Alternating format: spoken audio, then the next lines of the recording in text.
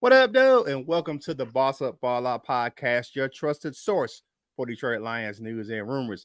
It's your man, Kurt Steele. On today's show, we recap week 2 of training camp and get you ready for joint practices with the New York Giants. Do us a favor, like the video and share it with other Lions fans just like yourself. If you like the content, subscribe to the channel. We're on our way to 2,000 subscribers. We're at 1,750 right now. Now it's time to bring in my co-host. It's your auntie's favorite Lions content creator, the smoothest brother from Yaktown, LL Cool Twins. What's going on, my guy? What's up, everybody? Good morning. Man, it's the biggest and the busiest dude in Jackson, Michigan, coaching kids, cooking foods, and giving fades. It's the Wolverine. Who? Coach Mike Jones. What's going on, Lion fans? All right, if y'all don't know how we get down on this channel, this is what we do.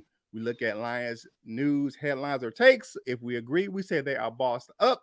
If we disagree, we say they are balled on, and we give our take on why we agree or disagree. Now, let's get into today's topic for today, because we said we're going to recap that week 2 of training camp, them padded practices. So we get the headlines from the offense during padded practices, and then what happened on defense in week 2. And what to look for during the joint practices that start today and the preseason game coming up on Thursday. So first up to the mic is Mike. Coach Jones, what you got on the offense, my man? Man, so we all know that the Detroit Lions have the best offensive line. I'm going to say it again, the best offensive line in the nation.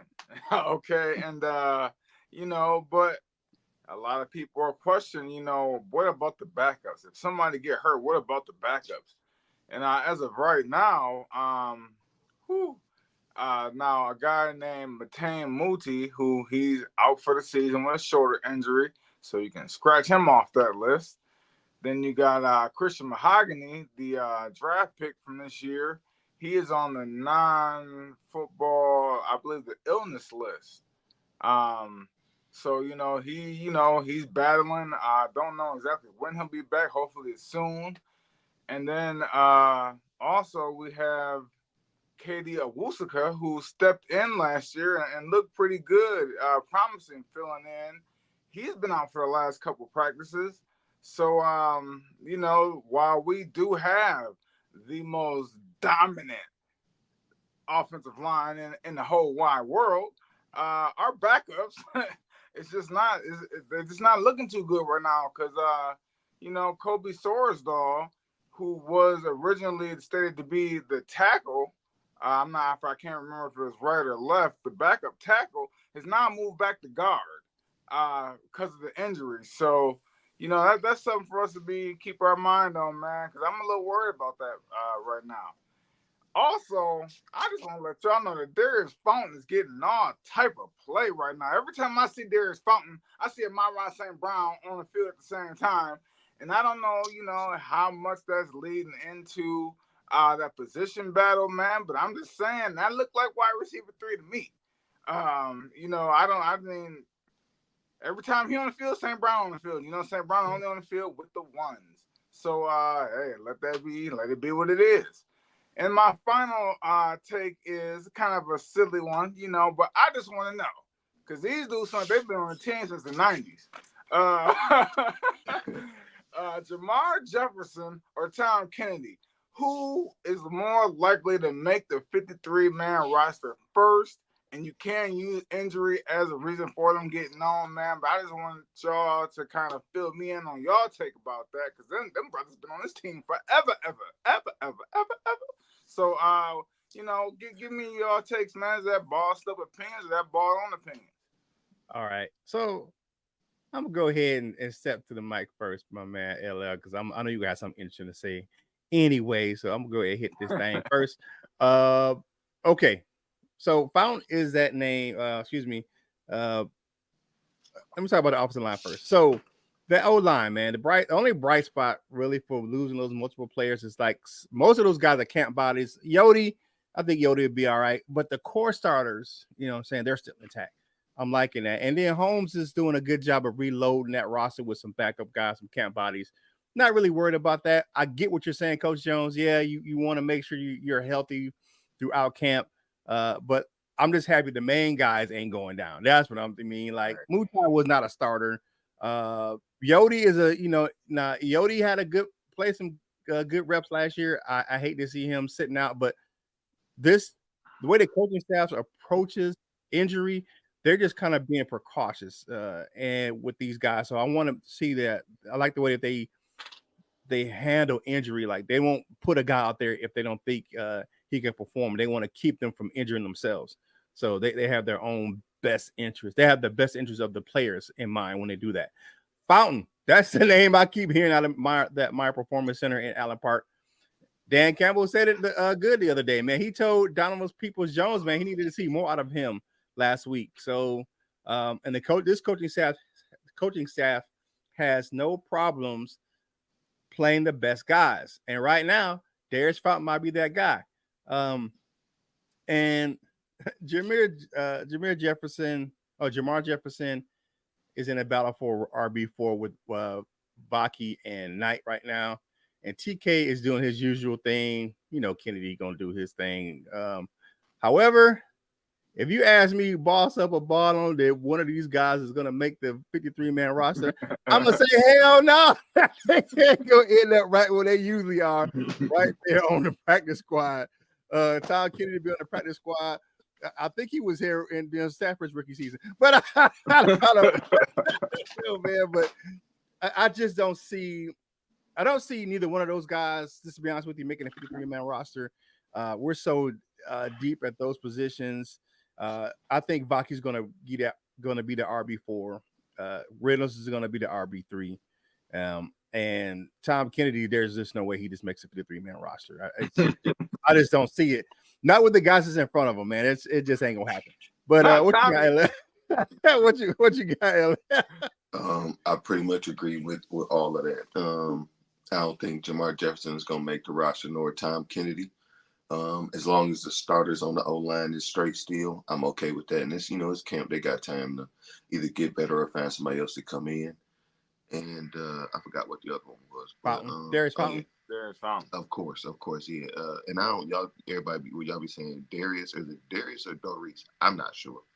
But yeah, of course. I think it's Darius. I think they pronounce it Darius Fountain. Or it could be Darius. I keep hearing it both ways. That's what I'm saying. You need to come on and let us know. Come on here on the live and let us know. Right. Let us know, Mr. Fountain. But yeah, of course, I mentioned his name before as names to look out for in camp. And won't you look at that? We're looking out for his name in camp. So yeah, that guy, I believe he's gonna be wide receiver 3. Hey, do us a favor. Like the video, subscribe to the channel. We're on our way to those 2,000 subscribers. We're at 1,750 at the time of this recording. So please go ahead and subscribe to the channel. Comment on the video. All these things help us with that YouTube algorithm. So go ahead and hit us up and let us know how we're doing on the show. Now it's time for my man. Like I said, man, coming to the States, it's the ladies' pet, the men's regret. You ain't seen nothing yet. Yaktown don't back down. LL Cool Torrance talking about that defense, man. What you got today? Yeah, what's happening on defense in week 2 of them padded practices.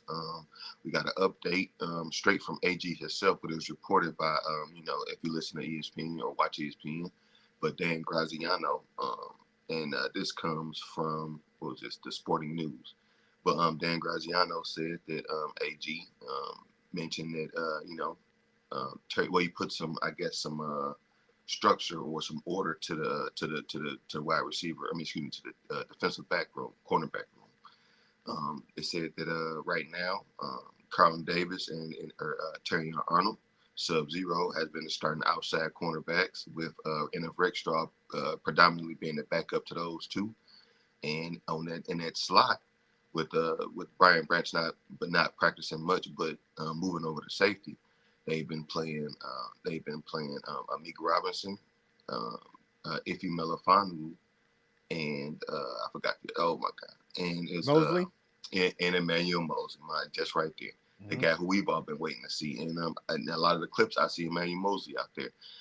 So, it looks like those are the 3 that we're looking at. And for that nickel spot or cornerback 3, I had asked that before as far as our camp questions. Expectations for Kirby Joseph. Dan Campbell, this is another one straight from the source. Dan Campbell spoke out and said, he's looking for more consistency from Kirby Joseph. Kirby Joseph has been a leader out there. I've heard Tanya Arnold and Ennis Rakestraw say, just in different clips that, when they mess up, they got Kirk back there saying, hey, come on, TA, come on, Rook, you got to make that play. This is, we got to do this because of that, and he's been there. He saw a ball bounce off somebody's face mask and end up in the end zone. So, he might can just say, hey, you don't want to end up like that. So, and then the rest of the defense, well, I shouldn't say the rest, but then a mention of some of the defensive standouts. And this one comes from DetroitLion.com, and I believe this was from Tim Twentyman. But some of the names he has on his defensive standout list is, of course, our guy we've been calling on. I've been saying it ever since he came here. My friend, Levi Onwuzurike. He's been bouncing all around that defensive line. They've been playing him a lot at that big end. And I believe we mentioned it last week. They're saying that he's been looking as good as he's ever had with the Lions. Shout out to my guy. Linebacker, all of our friends, Derek Barnes. He's been stepping up. That boy pack a punch. He was out there punching people the other day, and he out there, making plays on the practice field. Cornerback, I just mentioned his name, nickelback or cornerback for the moment, whatever you want to call it, Amik Robinson. Out there showing that dog. He's been everybody's face, knocking balls down, doing what we need defensive backs to do. And this is a name that was kind of unexpected for me, because I don't want to say I've been dissing him, but I ain't been giving him much room this summer. But that's y'all's friend Marcus Davenport. It looks like he's been looking back healthy and strong, so that is definitely a good sign.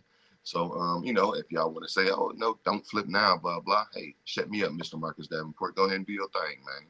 And then the last name on this list that I mentioned is, again, all of our friends here, that dancing machine, and that's Aiden Hutchinson. He's been looking good and healthy. And one of the things that the article mentioned specifically is that Aiden Hutchinson has been looking good because Marcus Davenport has been looking good. And of course, all the other names on that defensive line that we've heard about. We heard about Levi. We've heard about how good that boy the Dream been looking. So all the things we've been waiting on, man. We've been hearing good reports from the defensive backs and good reports from the defensive line. So I don't know how we make it boss over ball out, but what do y'all think? What do y'all guys think about that? All right, I'm gonna say Mike, because you're the defensive coach, man. So you gotta go last, because you got to get the best takes on the defense, of course. How that goes, because we say the best for last when it comes, these segments here. I love the competition that I'm seeing at nickel position so far. Two veterans battling out with Robertson and Mosley. Both got some dogs in them. Ennis Rakestraw has been getting some runs in the ones and on outside and some of the inside plays. So I've seen him in a few reps in practices at slot corner. So I'm interested to see how that's going to work out. But I like the competition from the slot corner position. Kirby Joseph, he put up some good numbers last year. I mean, if you look at him versus one of the players that everybody's in love with in Baltimore, here's Kirby Joseph's numbers last year: 4 interceptions, 11 passes defended, 82 tackles, 1 tackle for loss. Numbers are close to the player that everybody's in love with from that draft class, Kyle Hamilton. 4 interceptions, 13 passes defenses, and 81 tackles. The difference is he has 10 tackles for loss. But guess what they're doing with Kyle Hamilton? He is lining up in the nickel position. He's not up in the nickel position at more snaps than he did at any other position last year, not just safety, where Kirby Joseph is landing up at safety probably the whole season. I mean, I've only seen him in the box a few plays. So, yeah, Kyle Hamilton's doing his thing, but he's all over that secondary in Baltimore, where I like what I see from Kirby Joseph, because he's roaming that back into the secondary. He's becoming more comfortable in that role of playing that single high safety. So I like what I'm seeing out of Kirby Joseph. I think he's going to be more consistent this year. He's becoming a leader and a vocal leader in the back of that defense. Like you said, LL, he is back there being the captain on the back of that defense, getting everybody lined up, and he's calling people out when they make mistakes. So just hopefully he can call himself out when he makes the same mistakes. All right, so my names that are standing out on that back end of that on the defense, pretty much, Ennis Rakestraw is just a different guy with the pads on. He's just been balling. Carlton Davis III has he's more comfortable, and he stepped up. And of course, Levi Onwuzurike and the usual suspects that we have on that defensive line. You talking about the dancing machine who I didn't know that he was a hip hop dancer when he was a kid. Aiden Hutchinson and Aleem the Dream is doing his thing. It's going to be interesting to see who steps up and make a name for themselves during the preseason because it's all about that getting that shine on, getting that tape. So who's going to make themselves felt in this preseason besides the usual suspects? What you got there, Coach Jones? You know what, LL, I gotta go. I gotta go with you on this one because that's a boss up take right there, man. Mm-hmm. And you know what? I hope that Emmanuel Mosley wins that nickelback position because that means that he's back to his full self. And you already know everybody else is talented in that room. So if he gets that position, that means he's back to Emmanuel Mosley from San Francisco. And that means that DB room is thick out there. So that's what I hope. Then Kirby Joseph, man, I think Kirby ready, man. It's crazy, man. We thinking that all these Lions got a chance to be Pro Bowl players, man. And when you thinking like that, you know what come behind that? Super Bowl. You know what I'm saying? So hey, it is what it is. And then my defensive standout, there's only one name I want to touch on, man, because I don't like the way you be saying that, LL. Y'all's friend, Marcus Davenport. You know what? You said the same thing about Jared Goff, man. You're going to leave Marcus Davenport alone because he's going to surprise some people and get about 8-9 sacks this year, man. You keep playing around with Marcus Davenport, man, because I think the Lions coaching staff knows him. And I think a lot of that stuff that be going on in players' bodies be mental. I think a lot of times be mental. I think they don't be tapped in all the way. But when they see that familiarity back to that original, this was my initial rookie year, and this was, you know what I'm saying? They get that feeling again, and then all of a sudden they get right. So you don't have to stop saying y'all's friend. That's your friend too. Okay, let's put some on the line here, then, Mike. If you said 8 or 9, I'll let you pick out of that 8 or 9. If Marcus Davenport get to them numbers. What you like that Knob Creek? Let's put a bottle on the line. What you got? If Marcus Davenport get to 8, I owe you a bottle. If he don't get that, he get to 7 in 2 quarters. You owe me. Okay, what to drink? Hand? I stick with the Knob Creek. We just keep with that whiskey. All right, for sure. Hey, that's a good friendly wager right here on the Toss Up Ball Out podcast, man. Like the video and share it with other Lions fans just like yourself. Comment, man. Y'all know how we get down here, man. On Mondays and Wednesdays, we have recorded shows that premiere at 8 o'clock. And then on Tuesdays and Thursdays, we do our live shows at 8 o'clock. So come through and hang out. Sometimes I have some special guests on. I got some people lined up that are just trying to get on the show. Just got to make sure we get the timing right.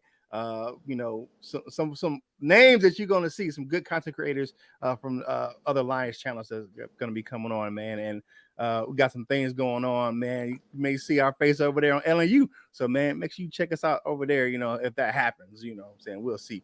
All right, so last topic for today's show is definitely what to look for in the joint practice sessions in the preseason game number 1 this week. So, for me, all right. So Dan Campbell has already confirmed that JG will not play in the preseason. Absolutely doesn't need to play in the preseason. I don't want that dude out there getting hurt. But what I'm looking to see in the joint practices is the Lions starters versus the Giants starters. Ben Johnson's group has a lot of continuity. Only replaced really one guy, a starter from last year, which is Kevin Zeitler. He moves over to that right guard. Graham moves over to the left guard. But I like to see what they're going to do during team drills, but it's still going to be vanilla. Ben Johnson's not going to throw up that playbook at the Giants like he's going to, like he would during the regular season. So, but I'm really interested to see how the starters on that defense play against the new look Giants offense, Malik Neighbors and those guys. So how that, especially that back end of that secondary, how they're going to perform those starters versus those guys in camp, because it's going to be some interesting battles. Malik Neighbors ain't no punk, you know what I'm saying? That dude can get after it. So I'm interested to see that, how Terrion Arnold, how Carlton Davis deal with that cat kid. That dude's a monster, man. The second thing is who will separate themselves in that backup quarterback battle. Hendon Hooker or Nate Sudfeld. Sudfeld has been winning that competition in training camp, but will it translate into game reps in preseason? And as I talked about earlier, man, Darius Fountain is making a name for himself in camp. But here's a caveat, because I know we talked about this dude, man. We want to be on the Darius Fountain bandwagon. I still don't think he's ahead of Khalif Raymond. I still believe Khalif Raymond is number 3. Fountain for me is number 4. Very good point. DPJ is going to have to step up to get a spot on this roster, because right now Fountain is outplaying him. So, as I said, this coaching staff does not have a problem moving on from a guy that's not stepping up. And if he doesn't fit the culture and he's not stepping up, they will move on from you quick, fast, in a hurry. They'll take the dead cap space. So it is what it is. And the last thing I'm watching for is how the second and third string defensive backs will perform in that preseason game. I think the Giants will play some of their starters a little longer or an extended period, because they're a new group together. Their offense is pretty new. All new weapons. Saquon Barkley is gone. The wide receiver room is pretty new. New tight ends. Their offense is pretty new. So I think they're going to be playing those guys to get some, probably get some familiarity and some game reps with those guys. And with those backup corners, can they compete? Will they be able to compete against those guys? How will they communicate in the back end of our defense, man? Because they played so well last preseason, but they suck during the year. So hopefully they can play better this preseason, man. So looking at that, what are you guys looking for in the preseason and in the joint practices? I'm gonna go to you first, Coach Jones. What you got? I think 2 of your takes are ball stuff, and one of your takes is balled on, because I ain't like that. And the one I ain't like, I'm gonna start off with that, man, is I really do think that Khalif Raymond is gonna be wide receiver 4. And only reason why I think that is because when I listened to that Ben Johnson interview, he said they were looking for a guy who bridged the gap between Amon-Ra and J-Mo, and they said they were looking for that 6 foot something guy, and that's just not Khalif right there. So I think Khalif will be receiver 4 or 5. That's just going off of that Ben Johnson presser did a few days ago. But yeah, them practices, man. I just want to see the Lions starters dominate somebody. That's all I want to hear reports of. I want to be tapped in to Tim 20, man, to Eric Schlitt, to I forgot the other guy's name, man.